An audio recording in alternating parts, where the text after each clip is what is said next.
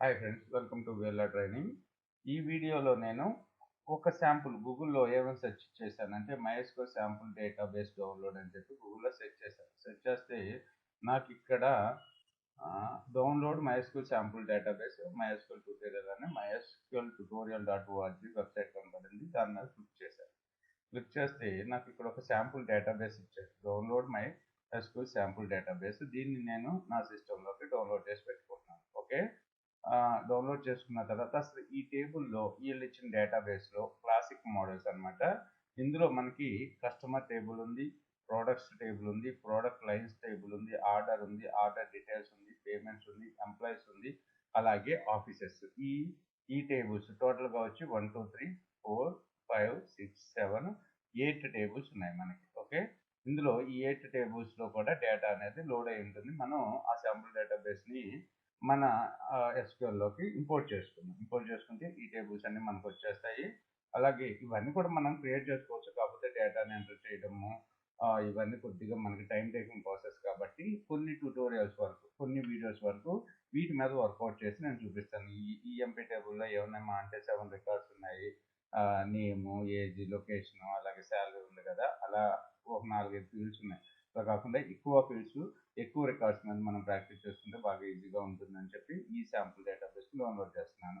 Okay, ఇక్కడ మనకి customers. So ఇక్కడ చూడండి, ఈ డయాగ్రామ్లో చూసుకున్నట్టయితే మనకి ప్రోడక్ట్ లైన్స్ అనే ఒక టేబుల్లో, ప్రోడక్ట్ లైన్స్ అనే ఒక టేబుల్లో product line, text description, HTML description, image. So ఈ ఫీల్డ్ ఉన్నాయి, ఈ ఫీల్డ్స్ ఉన్నాయి. అలాగే ప్రోడక్ట్స్లో ఇన్ని ఫీల్డ్స్ ఉన్నాయి. ఆర్డర్ డీటెయిల్స్లో ఈ ఫీల్డ్స్ ఉన్నాయి. ఇక్కడ మీకు ఈ డయాగ్రామ్ అసలు ఇది ఏంటి, స్టార్ అంటే ఏంటి, ఇవన్నీ కూడా నేను కమింగ్ వీడియోస్లో ఎక్స్ప్లెయిన్ చేస్తాను ఈ diagram. So you can download MySQL సంబంధించి ER diagram in PDF format. ఇది ఈఆర్ డయాగ్రామ్ అంటున్నారు. ఇక్కడ ఈ పీడిఎఫ్ ఫార్మాట్లో కూడా మీరు డౌన్లోడ్ చేసుకోవచ్చు అని చూపించారు. ఒకసారి మనం చూద్దాం. ఇదే ఓకే, వాళ్ళు అక్కడ మనకు చూపించారు ఈఆర్ డయాగ్రామ్ని.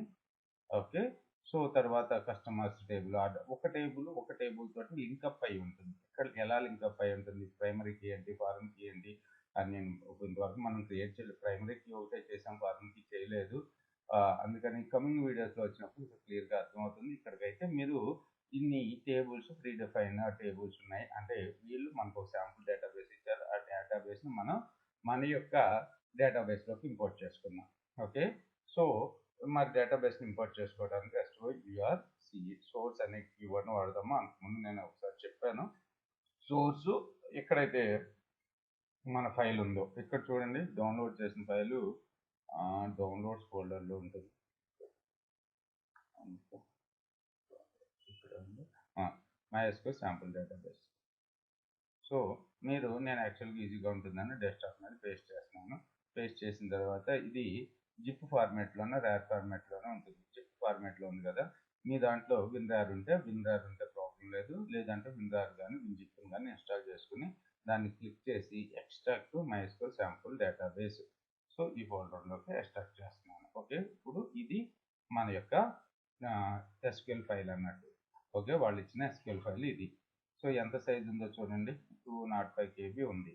సో క్రియేటెడ్ అని 0, యాక్చువల్గా మోడిఫైడ్ అని, ఇది వాళ్ళు మోడిఫై చేసి క్రియేట్ చేసిన డేట్ 24th May 2016లో పెట్టారు. వాళ్ళ వెబ్సైట్లో పెట్టుకున్నాను. సో దీనికి నేను అంటే ఇంత MySQL శాంపుల్ డేటాబేస్ సరే లేదు అనుకుంటే మీరు ఒక సింపుల్గా ఏదో ఒక నేమ్ తోటి రీప్లేస్ చేసుకోవాలి. ram.SQL అని చెప్పి పెట్టాను, రైట్.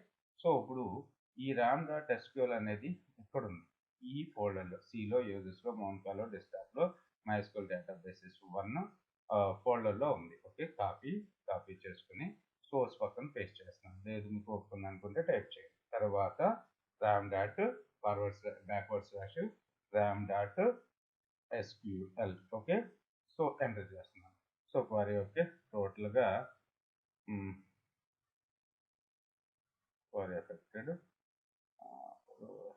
ఓకే, ఇప్పుడు మనకి చూడండి, మ్యారేజబుల్ క్లాసిక్ మోడల్స్ అండ్ డేటాబేస్లోకి మనం బయట పట్టుకు వచ్చేసాం.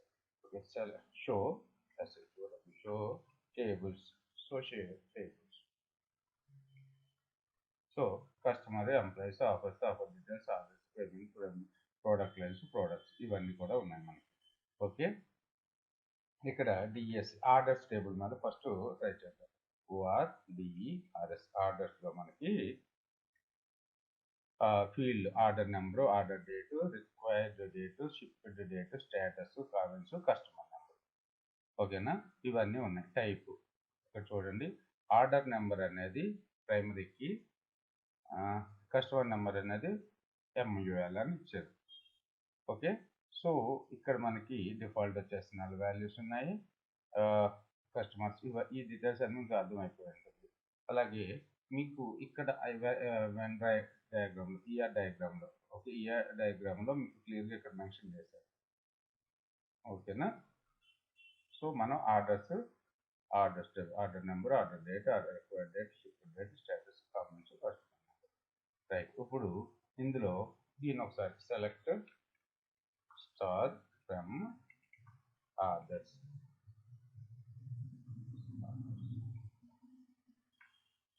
చూడండి, టోటల్గా 326 రికార్డ్స్ ఉన్నాయి. Select count star from orders. ఇది ఆల్రెడీ మనం ప్రీవియస్ వీడియోలో చూసాం కదా. ఎన్ని ఉన్నాయి? 326 రికార్డ్స్. సో ఇందులో మనకి ఒక ఫస్ట్ రికార్డ్ చూద్దాం. ఓకే, మన టేబుల్లో ఉన్న first record. Select star from ID, limit LIMI, limit 1 ఇస్తున్నాను. ఒకటే రికార్డ్ తీసుకుంటున్నాను. ఇక్కడ చూసుకున్నట్టయితే ఒక రికార్డులో మనకి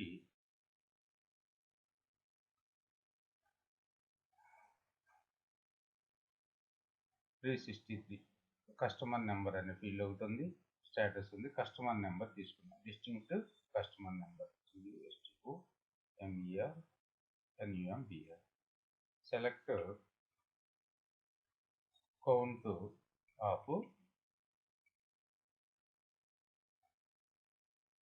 DISTINC distinct customer number customer number number from orders. Customer number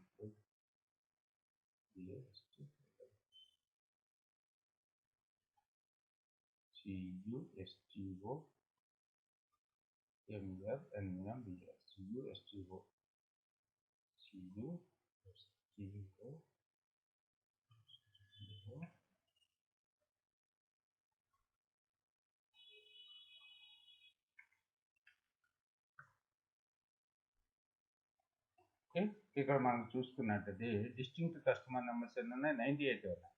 టోటల్గా వచ్చి మనకు 326 రికార్డ్స్ ఉన్నాయి, కానీ డిస్టింక్ట్ కస్టమర్ నెంబర్స్ వచ్చేసి 98 ఉన్నాయి మనకు. ఓకే, సో దీని మీద ఇంకా కొన్ని కాన్సెప్ట్స్ ఉన్నాయి. ఇవన్నీ కూడా మనం నెక్స్ట్ వీడియోలో చూద్దాము. Thanks for watching this video.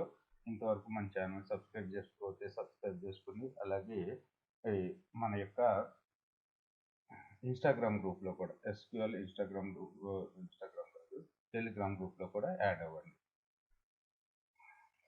అది టెలిగ్రాము గ్రూప్ వచ్చేసి నేను ప్రీవియస్ వీడియోస్లో ఎక్స్ప్లెయిన్ చేశాను. లేదనుకుంటే ఈ వీడియోలోనే డిస్క్రిప్షన్లో చూడండి.